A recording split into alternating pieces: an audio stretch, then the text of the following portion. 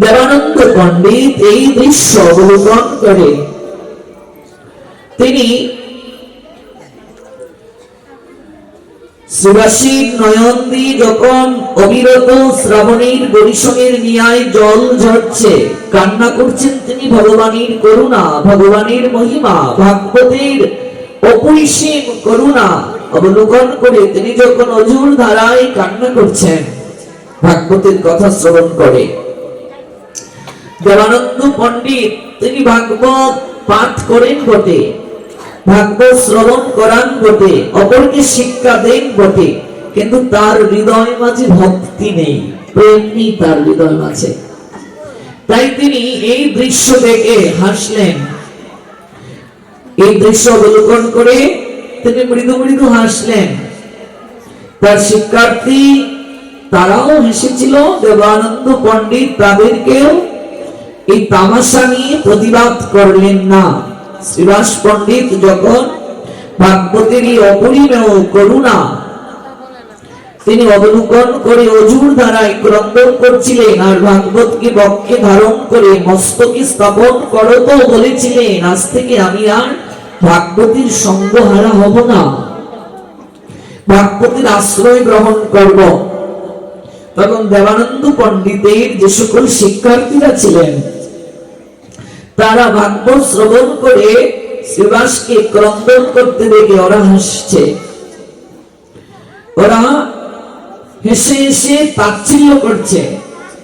শিক্ষক রূপে দেবানন্দ পণ্ডিতের কর্তব্য ছিল তার শিক্ষার্থীদেরকে শাসন করা, কিন্তু তিনি সেই কার্যটি না করে তিনিও সেই শিক্ষার্থীদের স্বরে স্বর মিলিয়ে তিনিও মৃদু মৃদু হাসলেন। ভক্তি রত্নাকর গ্রন্থে দ্বাদশ তরঙ্গে আপনারা পাবেন এই লীলাটি, যেই শ্রীবাসের স্থানে তার অপরাধ হইল, প্রভু দাক্ষ দণ্ডে দেহ দুঃখিত হইল। এই মৃদু মৃদু হাসার কারণে শ্রীবাস পণ্ডিতের চরণে দেবানন্দ পণ্ডিতের অপরাধ হয়ে গেল। দেখুন, যে ভাগবতের বিন্দু বিসর্গ সাহচর্যে এতদিন ছিল না, 26টি বছর পর্যন্ত আমরা গতকাল জানলাম, একটি স্বপ্ন তার জীবনকে পরিবর্তন করে দিল। এই পণ্ডিতগণ, এই 26টি বছর তুমি কাটিয়ে দিলে, যিনি তোমায় জগতে পাঠালেন, একটিবারও তুমি তার গুণ কীর্তন করলে না, তার প্রতি তুমি কৃতজ্ঞতা জ্ঞাপন করলে না। তুমি কি জানো, আর মাত্র একদিন তোমার জীবনের প্রদীপ জ্বলবে। এই একটি স্বপ্ন আদেশ তার জীবনটাকে পরিবর্তন করে দিল। যে ভাগবতের আসরে কোনোদিন গিয়ে বসেনি, ভাগবতের সাহচর্য যার জীবনে কোনোদিন হয়নি, অথচ গঙ্গা স্নান করে সেই শ্রীবাস পণ্ডিতের হৃদয়ে সেই ভাবনা এলো, মরেই তো যাব, যদি স্বপ্ন সত্যি হয় তাহলে তো মরেই যাব, কিন্তু অন্তত একটা দিন সাধু সঙ্গ করে যাই, একটু ভাগবতের সঙ্গ করে যাই, একটু ভাগবতের কথামৃতে অবিস্নাত হয়ে যাই। ভাগবত শাস্ত্র সিদ্ধান্ত দিলেন, আপনি যত পাপী হন না কেন, প্রতি 65 হন না কেন, যদি আপনি অনুসূচনা করেন, অনুসূচনা প্রায়শ্চিত্ত, এর থেকে বড় প্রায়শ্চিত্ত আর কিছু হতে পারে না। মহাপাপীও যদি ভগবানের চরণে শরণ নেয় নয়নের জলে, মহাপাপীও যদি সে হয়, সঙ্গে সঙ্গে তার পূর্বকৃত যত পাপ আছে সঙ্গে সঙ্গে তাহা বিনষ্ট হয়ে যায়, সঙ্গে সঙ্গে তার সকল পাপ বিনষ্ট হয়ে যায়। এজন্য গীতায় ভগবান নবম অধ্যায়ে বললেন, অত্যন্ত দুরাচারী ব্যক্তিও যদি আমার চরণে শরণ নেয় অর্জুন, তুমি তাকে সাধু বলে গ্রহণ করবে। কিন্তু আমরা এই সমাজের লোক অনেক সময় সেটি উপলব্ধি করতে না পেরে আমরা তার নিন্দা করি। কদিন আগে দেখলাম কি কার্য করেছে, আজ সাধু হয়ে গেছে, এরকম আমরা অনেকেই বলি। কদিন আগে দেখলাম মেয়েদের পশ্চাতে ঘুরেছে, আর আজ আবার সাধু হয়ে গেছে, এরকম আমরা অনেককেই বলতে শুনি। কিন্তু ভগবান এখানে আমাদেরকে সতর্ক করে দিলেন, সাবধান, অত্যন্ত দুরাচারী ব্যক্তি সেও যদি আমার চরণে শরণ নেয়, আমি সঙ্গে সঙ্গে তাকে পরিমার্জন করে দেই, আমি তাকে স্নাত করে দিই, নির্মল করে দেই, তাকেও সাধু রূপে গ্রহণ করবে, তাকেও সম্মান করবে, শ্রদ্ধা করবে। শ্রীবাসীর 26টি বছর ভক্তিহীনতায় কাটানো, তা তো নিশ্চয়ই আমরা অবলোকন করি। কিন্তু যখন তার হৃদয়ের মাঝে অনুশোচনা এলো, আমি কি করলাম, একটা দিনও তো আমি আসল মালিকের একটা হুকুম পালন করলাম না।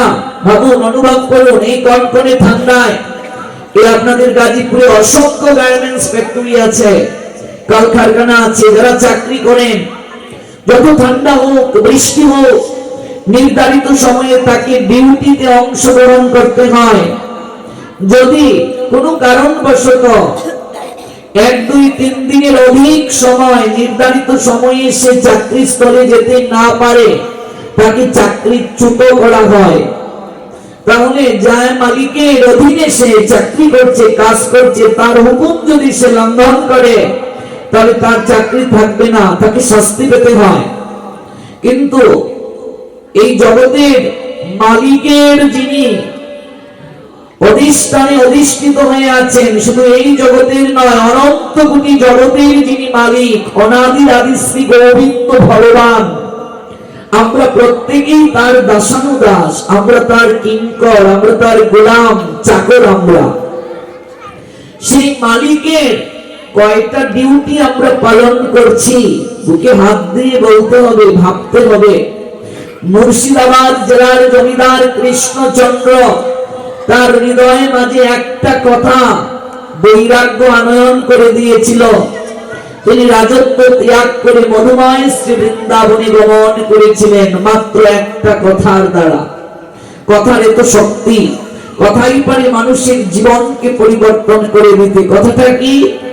তার গৃহে কাজের মেয়ে, যে কাজের মেয়েটি তার গৃহের সকল কার্যের পাশাপাশি একটু ভগবানের সেবা করে, কবি কৃষ্ণ ভক্ত, যখন ওই কাজের মেয়েটির বাবা তাকে দিয়ে গিয়েছিল কাজ করার জন্য, তখন অনুনয় করে বলে গিয়েছিল, বাবু আমার মেয়েটা একটু ভক্ত, কৃষ্ণ ভক্ত, ভগবানকে সেবা না দিয়ে আহার গ্রহণ করে না, আপনি তাকে দাসী বৃত্তির পাশাপাশি একটু কৃষ্ণ ভজনের সুযোগ করে দেবেন। সেদিন থেকে কাজের মেয়েটি সকল কার্যের পাশাপাশি ভগবানের সেবা করে ভগবানকে পুজো দেয়।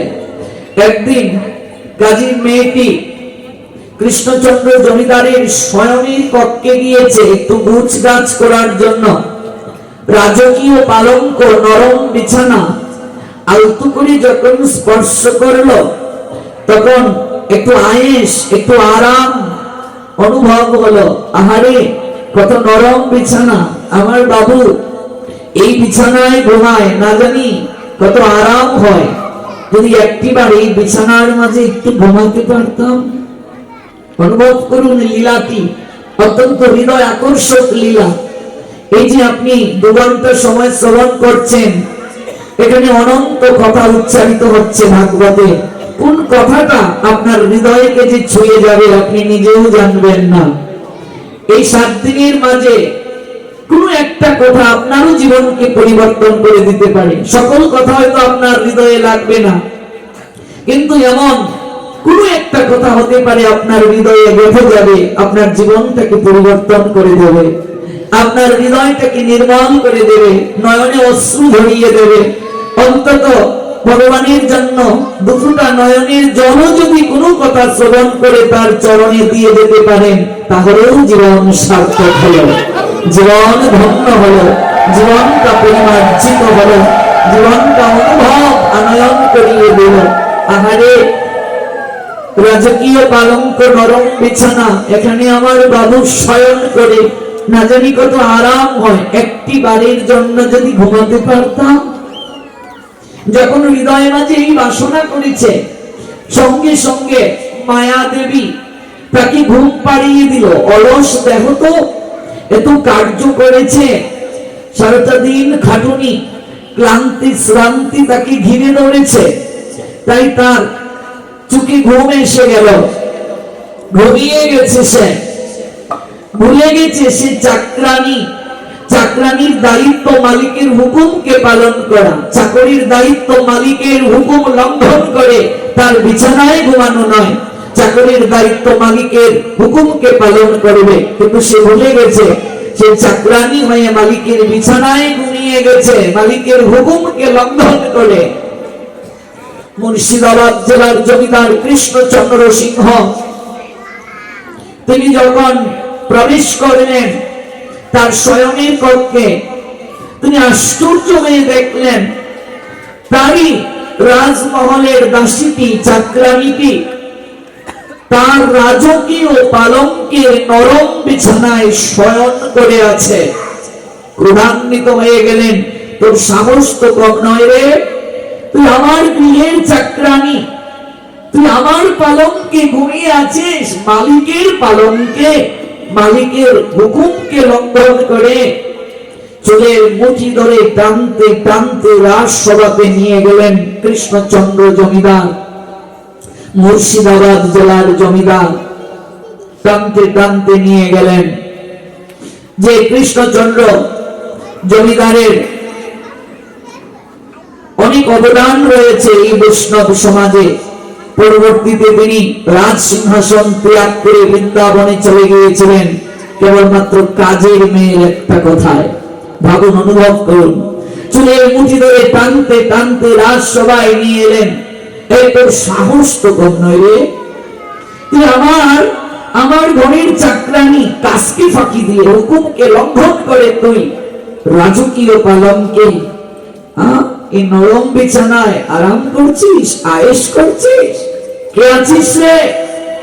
একটা ব্যাট নিয়ে আয়, এই অবাধ্য মেয়েটাকে 30টা বেত্রাঘাত কর। একটা বেত্রাঘাত যখন করা হলো, মেয়েটা হাসছে, আরেকটা বেত্রাঘাত করার সঙ্গে সঙ্গে মেয়েটা কান্না করছে। 15 বার হাসলো, 15 বার কাঁদলো 30টা বেত্রাঘাত করার পর। কৃষ্ণচন্দ্র জমিদার অবাক হয়ে দেখলেন 15 বার মেয়েটি কান্না করলো, 15 বার সে হাসলো। কিরে, এই জগতে যারা কষ্ট পায়, দুঃখ পায়, তারা তো কান্না করে, তুই একবার হাসলে কেন, আরেকবার কাঁদলে কেন? মেয়েটা করে জোরে বলল, বাবুজি, হাসছি আমার জন্য আর কাঁদছি আপনার জন্য, আমার জন্য হাসছি আর আপনার জন্য কাঁদছি। জমিদার অবাক হয়ে বললেন, বিষয়টি পরিষ্কার করে বলতো, তোর জন্য হাসছিস আর আমার জন্য কাঁদছিস কিভাবে?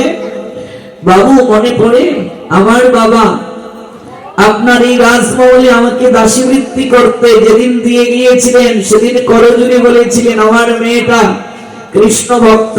জানি না কতটুকু ভগবান কৃষ্ণের চরণে নিজেকে স্মরণ আমি করতে পেরেছি, কিন্তু আমি তাকে সেবা না দিয়ে কখনো বিশ্রাম নেই না, আহার গ্রহণ করি না। আপনার এই মায়ার বিছানা, রাজকীয় পালঙ্ক, আমি যখন বুঝগাছ করতে গেলাম তখন আমার মাঝে বিষয় বাসনা জেগে গেল। চমৎকার একটা এখানে শিক্ষা রয়েছে, মনে রাখবে, বিষয়ীর অন্ন গ্রহণ করলেও বিষয় বাসনা জাগে, বিষয়ীর বিছানায় ঘুমালেও আপনার মাঝে বিষয়ীর চিন্তা জাগবে। এমনকি মনে রাখবে, চৈতন্য চরিতামৃতে স্বয়ং কৃষ্ণদাস কবিরাজ গোস্বামী পাদ জানালেন, এটা মহাপ্রভুর কথা, বিষয়ীর অন্ন খেলে মলিন হয় মন, মলিন মনে কবু না হয় শ্রীকৃষ্ণের স্মরণ। এই জন্য আমরা যে পোশাক পরিচ্ছদ পরিধান করি তার মাঝেও আমাদের চেতনা প্রকাশ পায়, চেতনা গৃহীত হয়। করোনার সময় দেখবেন আমাদেরকে ফিজিক্যালি ডিস্টেন্স থাকার কথা সরকার থেকে বলেছে, স্বাস্থ্য মন্ত্রণালয় থেকে বলেছে, স্পর্শের মাধ্যমে চেতনা যায়, পোশাক পরিচ্ছদের মাঝে যায়। কখনো বিশেষ সমস্যায় না পড়লে কারো শাড়ি পরিধান করবে না, কারো জুতো পরিধান করবে না, কারো গামছা পরিধান করবে না, এগুলো উচিত নয়। এর মাধ্যমে বিভিন্ন ভাইরাস যায়, বিজ্ঞান বলছে ব্যাকটেরিয়া যায়, ভাগবত বলছে চেতনা পর্যন্ত ডাইভার্ট হয়। তার খারাপ চেতনা আপনার মাঝে যাবে, ভালো চেতনাও আপনার মাঝে যাবে। আমি তো কোনোদিন এমন করিনি বাবু, আমার তো কখনো এমন বাসনা জাগে নাই। চৈতন্য চরিতামৃতে জানালেন, কৃষ্ণ বলি সেই জীব অনাদি বহির্মুখ, অতএব মায়া তারে দেয় সংসার দুঃখ। যেদিন থেকে আপনি কৃষ্ণকে ভুলে যাবেন, সেদিন থেকে এই মায়া সংসারে আপনাকে ত্রিশূলে আবদ্ধ করবে। মায়া দেবীকে দুর্গা, দুর্গের যিনি অধিপতিনী, তার হাতে দেখবেন ত্রিশূল। আপনি দেবেন কিন্তু প্রতিদানে কিছুই পাবেন না, কারণ এই সংসারে কোনো মানুষের মন আপনি জয় করতে পারবেন না।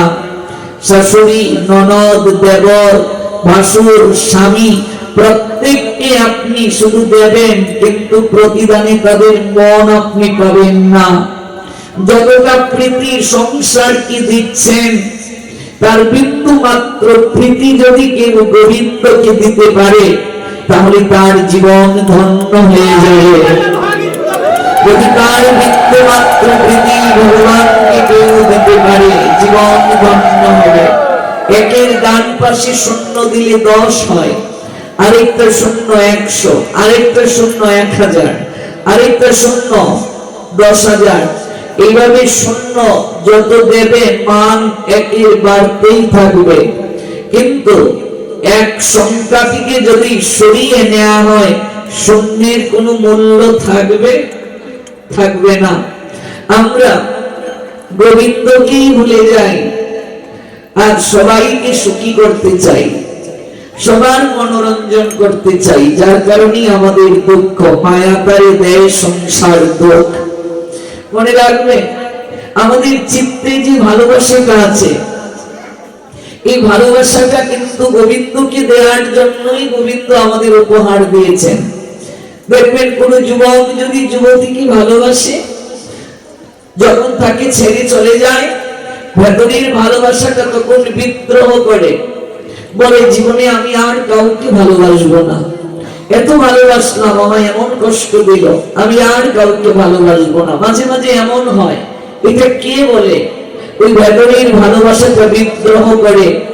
ওই ভালোবাসাটা আমাদের কি জানাচ্ছে, যেখানে যার চরণে আমাকে দেওয়ার কথা, তুমি তার চরণে আমায় দিতে পারো নাই।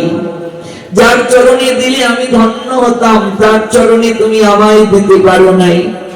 তুমি আমাকে ভুল জায়গায় অর্পণ করেছ। এই ভালোবাসাটা কামনা বাসনার দ্বারা দূষিত হয়ে গেছে। প্রত্যেকের হৃদয়েই ভগবানকে বশ করার ভক্তি আছে, ভালোবাসা আছে, কিন্তু এটা কামনা বাসনার দ্বারা দূষিত। জল যখন দূষিত হয়ে যায়, তখন তাকে শুদ্ধিকরণ করা হয় ফিটকিরি দিয়ে, হ্যালোজেন ট্যাবলেট দিয়ে ফুটিয়ে, কিংবা বর্তমানে কত সুন্দর বিজ্ঞানের উন্নয়নে, প্রযুক্তির কল্যাণে কত সুন্দর প্রক্রিয়া ফিল্টারকরণ করে জল বিশুদ্ধ হয়। আমাদের হৃদয়ের যে ভালোবাসাটা, সেটা দূষিত হয়ে গেছে। যদি একটু ফিল্টার করতে পারি, আমরা কি দিয়ে ফিল্টার করবে? ভজন দ্বারা, কৃষ্ণ ভজন দ্বারা, হরি নামের দ্বারা। মহাপ্রভুই সেই পদ্ধতির কথা জানালেন। চেত দর্পণ মার্জনম ভব মহাদাবাগ্নি নির্বাপনম শ্রম কৈরব চন্দ্রিকা বিতরণম বিদ্যা বধূ জীবনম আনন্দ অম্বুদি বর্ধনম প্রতিপদম পূর্ণ অমৃতাস্বাদনম সর্ব আত্মা স্নপনম পরম বিজয়তে শ্রীকৃষ্ণ সংকীর্তনম নাম নাম অকারী বহুদা নিজ সর্বশক্তি স্তোত্রার্পিতা নিয়মিত স্মরণেন কালো এতাদৃশী তব কৃপা ভগবান মম অপি দুর্দৈবম ইদৃশৈহ অজনিত অনুরাগ। মহাপ্রভু পদ্ধতির কথা জানালেন। ভজনের দ্বারা চিত্ত পরিমার্জন হয়, চিত্তের ভালোবাসাটা মার্জন হয়। দূষিত প্রভাব কেটে যায়, তখন সেটি গোবিন্দকে অর্পণ করলেই জীবন ধন্য।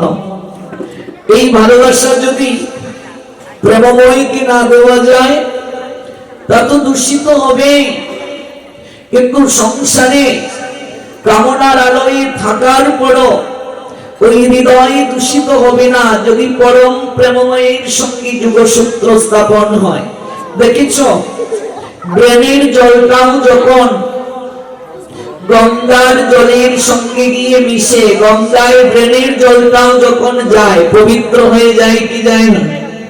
ব্রেনের জলটাও যখন সুরধনী গঙ্গায় গিয়ে মিশে, তখনও গঙ্গার জলের সঙ্গে মিশে একাকার হয়ে যায়, তার দোষ থাকে না। ওই ভালোবাসা যখন পরম প্রেমময়ীকে দেবে, তখন কামনার আলোয় আছো বটে, কিন্তু এটা কামনা শুদ্ধ হয়ে যাবে, ওই কামনার বেড়াজালে আর আবদ্ধ হবে না। কিন্তু দুর্ভাগ্য হলেও সত্য, আমরা সংসারকে যতটা ভালোবাসি, আমরা পতিকে যতটা ভালোবাসি, পত্নীকে যতটা ভালোবাসি, পুত্র কন্যাকে যতটা ভালোবাসি, তার থেকে কোটি গুণের এক গুণও আমরা গোবিন্দকে ভালোবাসি না। সন্তানকে যতটা ভালোবাসি, তার কোটি গুণের এক গুণও গোবিন্দকে ভালোবাসি না। কিন্তু জানো মা, যশোদা পতির থেকে, নন্দ মহারাজ থেকে কোটি কোটি গুণ বেশি ভগবান গোপালকে ভালোবাসতেন। নন্দ মহারাজ তার সহধর্মিনী যশোদা থেকে কোটি কোটি কোটি গুণ বেশি গোপালকে ভালোবাসতেন। আমরা আমাদের পুত্রকে যতটা ভালোবাসি, আমরা তার কোটি গুণের এক গুণ গোবিন্দকে ভালোবাসি না। এটাই আমাদের দুঃখ। জীব যখন কৃষ্ণ থেকে সরে যাবে, তখনই মায়া সংসারে তাকে দুঃখ দেবে। মহারাজ, বাবুজি, আমি তো কখনো এমন করিনি, আপনারই মায়ার বিছানা গোছগাছ করতে এসে আমার মনে বাসনা জাগলো, একটু যদি ঘুমাতে পারতাম, না জানি কত আরাম হয়, না জানি কত আয়েশ পাওয়া যায়। আর যখনই ক্লান্ত দেহটাকে আমি এড়িয়ে দিলাম, কখন যে ঘুমিয়ে পড়লাম আমি জানি না। আমি চাকরানি, মালিকের কাজকে আমি লঙ্ঘন করে ঘুমিয়েছি তার বিছানায়, আমাকে তো শাস্তি পেতেই হবে। কিন্তু হাসছি এই জন্য, আমার গোবিন্দ কত করুণাময় বাবু, মাত্র 30টা ব্যত্রাঘাত আমাকে দিয়ে, শাস্তি দিয়ে আমাকে বুঝিয়ে দিলেন, আমার চেতনায় করাঘাত করলেন, চেতনাটা পুনর্জাগরণ করে দিলেন। ওরে, চাকরির দায়িত্ব মালিকের কাজ করা রে, মালিকের কাজ তার হুকুম লঙ্ঘন করে আরামাইশে তার বিছানায় ঘুমিয়ে সময় কাটানো নয়। গোবিন্দ মাত্র 30টা ব্যত্রাঘাত আপনার মাধ্যমে আমায় দিয়ে এই শিক্ষাটা দিলেন। এই জন্য আমি হাসছি, তার করুণা উপলব্ধি করে আমি হাসছি। তা না হয়ে বুঝলাম, কিন্তু কাঁদছিস আমার জন্য কেন রে বাবু? এই জগতে আমি যেমন চাকর, আপনিও চাকর বাবু। আমরা সবাই অনাদির আদি শ্রী গোবিন্দ ভগবানের চাকর বাবু। এই যে রাজ মুকুট আপনি পরিধান করে আছেন, এই যে রাজ সিংহাসনে আপনি বসে আছেন, আপনার যখন জন্ম হয়েছিল তা কি নিয়ে এসেছিলেন? বলো, চাকরানি জমিদারকে বলছে, আপনি নিয়ে এসেছিলেন, নগ্ন হয়ে এসেছিলেন আপনি, লজ্জা নিবৃত্তির বস্ত্রটাও আপনি নিয়ে আসেন নাই। তার করুণায় আপনি পেয়েছেন, তিনি মালিক, আপনি তার চাকর। এই জগতের সবাই তার চাকর, তিনি মালিক। যদি কয়েক ঘন্টা আপনার হুকুমকে পালন না করে ওই বিছানায় ঘুমানোর কারণে আমাকে আপনি 30টা ব্যত্রাঘাত করতে পারেন, এতটা বছর আপনার গৃহে আমি দাসীবৃত্তি করছি বাবু, একটা দিন ওই মালিকের একটা হুকুম পালন করতে তো আপনাকে দেখিনি। একটা দিনও তো ঠাকুর ঘরে গিয়ে বসতে আপনাকে দেখিনি, ঠাকুরকে একটা প্রণাম দিতে দেখিনি, সাধু সঙ্গে গিয়ে মুহূর্তকাল সময় বসতে আপনাকে দেখিনি, গুরুকরণ করতে আপনাকে দেখিনি, ব্রত পালন হরিনামের আশ্রয় নিতে দেখিনি। বছরের পর বছর মালিকের হুকুম লঙ্ঘন করে ওই রাজকীয় পালনকে নরম বিছানায় আপনি ঘুমিয়ে এসেছেন। যদি কয়েক ঘন্টা আপনার হুকুম লঙ্ঘন করার কারণে, আপনার কাজ না করে ঘুমানোর কারণে আমাকে তৃষ্ণা বেত্রাঘাত খেতে হয়, সারাটা জীবনের মাঝে অর্ধেকটা জীবন আপনি তার হুকুম লঙ্ঘন করে কাটিয়ে দিলেন ওই বিছানায় ঘুমিয়ে ঘুমিয়ে। না জানি শেষের দিনে গোবিন্দ, সবার মালিক গোবিন্দ, আপনার জন্য কতটা বেত্রাঘাত জমা করে রেখেছেন, আপনার জন্য কতটা বেত্রাঘাত তিনি জমা করে রেখেছেন। এই জন্য কান্না করছি আপনার দুর্দশার কথা চিন্তা করে। চাকরানির বুকে কথাটা শুনে মুর্শিদাবাদ জেলার জমিদার গঙ্গা গোবিন্দ সিংহের নাতি কৃষ্ণচন্দ্র, কৃষ্ণচন্দ্র জমিদারের বাবার নাম রামকৃষ্ণ সিংহ, সেই কৃষ্ণচন্দ্র জমিদার ভুলুণ্ঠিত হলো, লুটিয়ে পড়ল। কথাটা শোনার সঙ্গে সঙ্গে আছাড় খেয়ে মাথায় হাত দিয়ে আর মেয়েটার দিকে কয়েক মিনিট তাকিয়ে রইল, মুখে তার কোনো কথা আসলো না। ঝরঝর করে চোখ থেকে জল পতিত হলো, আর মেয়েটার দিকে তাকিয়ে বলল, মারে কথাটা কি বললে তুমি, কি বললে?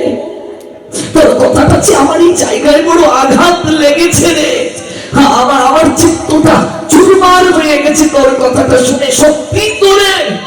হ্যাঁ, আমি তো এই রাজ মুকুট সঙ্গে নিয়ে আসিনি রে, হ্যাঁ আমি তো এই রাজ সিংহাসন নিয়ে আসিনি রে, আমি তো এই প্রজা দাস দাসী সঙ্গে নিয়ে আসিনি রে, এই জগতে তো আমি কিচ্ছু সৃষ্টি করিনি রে, আমি নিয়ে আসিনি রে, কিছু নিয়ে যেতেও পারবো না রে। যদি কয়েক ঘন্টা তুই আমার হুকুম লঙ্ঘন করে কাজকে স্থগিত রেখে এই বিছানায় ঘুমানোর কারণে তোকে তৃষ্ণা বেত্রাঘাত আমি করে থাকি, আর জীবনের অর্ধেকটা সময় গোবিন্দের একটা হুকুমও আমি যে পালন করিনি রে, আমার জীবন আমি কাটিয়ে দিলাম, না জানি আমার জন্য কি শাস্তি জমা আছে রে, না জানি আমার জন্য কি শাস্তি জমা আছে। তুই ঠিকই বলেছিস রে মা, তুই ঠিক বলেছিস। এই মুর্শিদাবাদ জেলার জমিদার কৃষ্ণচন্দ্র সিংহ আজ তোকে কথা দিচ্ছে, জীবনে যে কদিন বেঁচে থাকবো আমি আর মালিকের একটা হুকুম লঙ্ঘন করব না, আমি তার হুকুম লঙ্ঘন করব না। এই রাজকীয় পালঙ্কে শয়ন করে আর আরামায়েশে এই দুর্লভ মনুষ্য জীবনের সময় অপচয় করব না। মারে, যদি কোনদিন আমি ওই মালিকের দর্শন পাই, অন্তত এই জগৎ থেকে যাওয়ার আগে তুই আমার শিক্ষা গুরু রূপে পূজিত হবে, তুই আমার ঘরের চাকরানি আর নয়, তুই আমার গুরু, শিক্ষা গুরু, তুই আমার চেতনাটা প্রকাশ করে দিলে। এই কৃষ্ণচন্দ্র জমিদার পরবর্তীতে রাজ সিংহাসন ত্যাগ করে মধুময় বৃন্দাবনে চলে গেলেন কাজের মেয়ের একটা কথায়। এই জমিদারের নামই হলো লালা বাবু। বৃন্দাবনে যার মন্দির আছে লালা বাবুর মন্দির, ভাবা যায়, অনুভব করা যায়? ভাবুন তো, কথা কখন কি কোন কথাটা হৃদয়ে লেগে যায়, কোন কথাটা যে আপনার আমার চিত্তকে শোধন করে দিতে পারে। তাহলে যে প্রসঙ্গ থেকে এত দূর গেলাম, আমরা যে যে স্থলে চাকরি করি সঠিক সময়ে ডিউটিতে যাই, কারণ কি যত ঠান্ডা হোক যত বৃষ্টি হোক এখানে অলসতা নাই, অথচ যে গোবিন্দ মালিক সবার আমাদের পাঠালেন তার ডিউটির ক্ষেত্রে তো সময় নাই। একটু তার চরণে তুলসী গুরু চরণে একটু পুষ্প দেব, একটু ভক্তি যাজনের জন্য নিত্য কর্মটা করে তারপর আমি আমার পেশার স্থলে যাব। তড়িঘড়ি করা সময় নাই। প্রতিদিন একটু তুলসী গোবিন্দকে দেওয়া, একটা মালা তাকে পরিয়ে দেওয়া, একটু জল তুলসী, একটু পুষ্প, তার সঙ্গে হৃদয়ের একটু প্রেমার ভক্তি মাখিয়ে দিলেই তো তিনি সন্তুষ্ট। এই রাজলোক তিনি তো চান না কতটা প্রেম আর ভক্তি তাকে দিচ্ছি, কিন্তু সেখানে কত অলসতা। সেই ডিউটি কি পালন করছি? নিজেরাই বিবেককে প্রশ্ন করে সিদ্ধান্ত নিই। মনে রাখবে, ভক্তি ব্যতীত ভাগবত শ্রবণ, ভাগবত কীর্তনে কিছু লাভ হবে না। ভগবানের কথা শুনলাম, গতকাল জানলাম, যদি অনুভূতি না জাগে হৃদয়ে, ভক্তি যদি জাগ্রত না হয়, হৃদয় যদি না গলে, নয়নে অশ্রু যদি না ঝরে, ভগবানের কথা শুনে, হরিনাম শুনে, তবে বুঝবে হৃদয়ে অপরাধ রয়েছে। লক্ষ জন্মের ময়লা জমে শুকনা হয়ে গেছে চিত্ত, পাথরের ন্যায় হয়ে গেছে, যার কারণে চিত্ত দ্রবীভূত হচ্ছে না। শ্রীবাসের নয়ন দিয়ে জল ঝরল ভগবানের কথা শুনে, কিন্তু দেবানন্দ পণ্ডিত আর তার শিক্ষার্থীরা এই মর্ম উপলব্ধি করতে না পেরে তারা হাসলো। আমরা অনেক সময় ভগবানের জন্য কেউ কাঁদে, ভাগবতের আসরে এসে হরিনাম করে কেউ কাঁদে, আমরা কি করি? আমরা অনেকেই তাচ্ছিল্য করি। মনে রাখবে, এটা কখনো করবে না, এটাও এক প্রকার অপরাধ। এই দেবানন্দ পণ্ডিতের অপরাধ হয়েছিল যে দেবানন্দ পণ্ডিতকে মহাপ্রভু কৃপা থেকে বঞ্চিত করেছিলেন এই অপরাধ করার কারণে। মনে রাখবে, কাঁদতে যদি হয় কৃষ্ণ বলেই তো কাঁদা উচিত।